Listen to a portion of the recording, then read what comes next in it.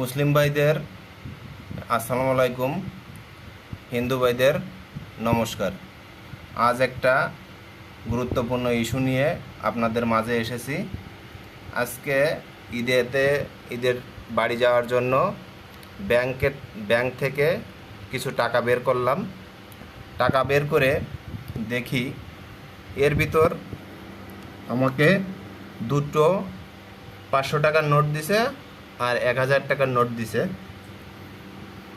দুটো 500 টাকার নোটের ভিতর একটা পুরনো একটা নতুন। তবে পুরনোটার সম্পর্কে আমি কিছুই বলতেছি না, পুরনোটা সব দিক দিয়েই ঠিক আছে, কিন্তু নতুন নোটটাই কিছুটা সমস্যা দেখতে পাচ্ছি। বাসায় এসে ভালো করে পর্যবেক্ষণ করে দেখলাম যে এই নোটটা 2026 সালে বের হয়েছে, নতুন ঈদের ইস্যুতেই ছাড়ছে। এই নোটটায় দেখেন আপনারা দুটো টাকার ভিতরে ডিফারেন্স কতটা। সব দিক দিয়ে ঠিক আছে, এই কর্নারটা একটু বেশি। এটা এভাবেও মেলানো যায়, দেখেন আপনারা দেখাই। মেলাইলে দেখেন এই কর্নারটা একটু 1 মিলি থেকে 2 মিলির মতো বাড়তি আছে।